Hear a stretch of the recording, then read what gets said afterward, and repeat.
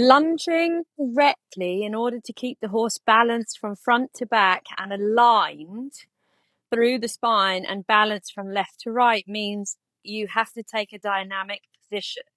So you need to keep adjusting according to what the horse needs.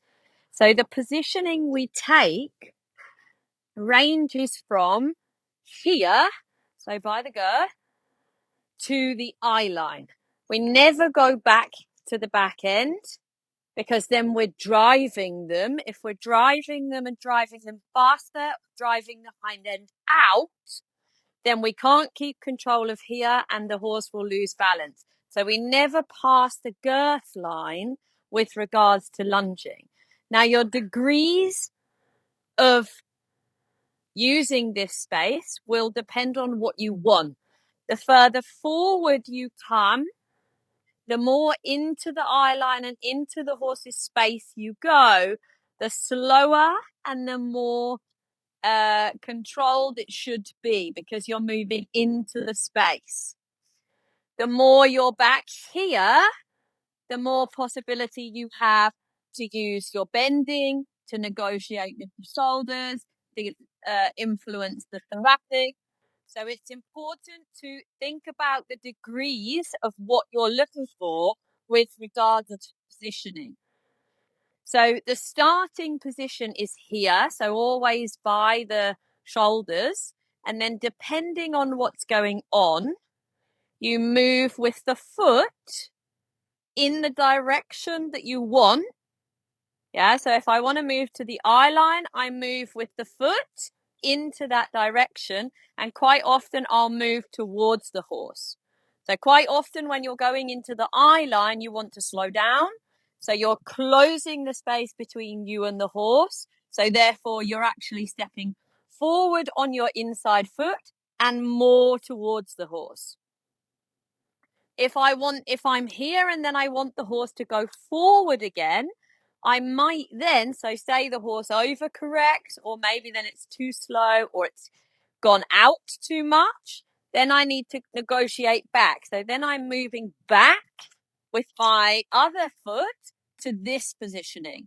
So you're shifting your weight and moving your body left, right, forward, back. You're also using your shoulders. So if I want more turning, I'm going to open. If I want the horse to go straight, I'm going to close. So all of those are body language elements that you need to use when you're trying to balance and communicate with your horse. So what we're looking for is to be able to use as subtle a cue as possible. But initially, you're going to be moving around a lot more until the horse is trained. And also, you're going to have to make it clear what you want. So ultimately, the signals are minuscule. Once you've found a level of communication, then the aids can be small. But initially, you might have to be a little bit more clear. And initially, you're going to have to start close. So because you need to put this communication in there, the horses know it. But if they haven't had it from you before, you need to establish a dialogue. So all the time, my neutral position is mostly here. And then with the exercises we used for the prerequisite to lunging, the in and the out, remember we were coming in with the shoulders, out with the shoulders, so that we can communicate in and out. That is now going to take place a little bit further away. So the more you can get into that position and communicate with those shoulders, the easier everything is. But you've got to put these signals in place. So here, when I move to the eye line, she stops. Here, when I move there, and then I ask her to go,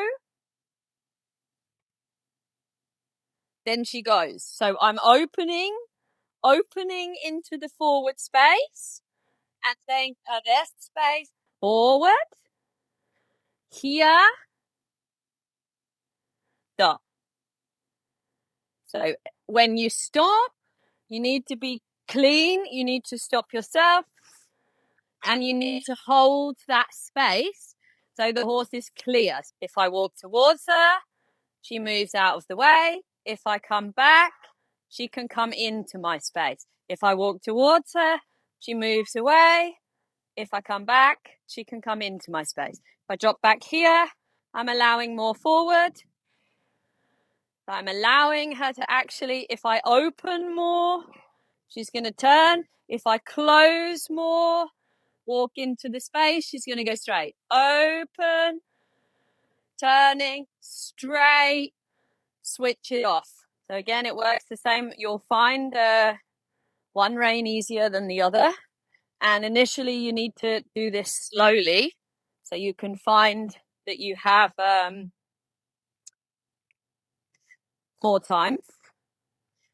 So again, I'm back here. This way, she wants to go out with the shoulder. So I have to work harder to turn in. So if I want to come in, what am I doing? I'm stepping in. So I've got my right foot stepping in, opening my right hand to invite her to bend more. Right shoulder is back. When I want to stop, into the space, stop. When I want to go forward, move back, open. Good. You need to move, because if you get back here or you end up forward or you don't know where you are, you're going to be communicating whether you mean it or not. So you've got to be constantly moving, because this area here where we're staying is constantly changing. So it's very important to think, if I want to bend more, step in.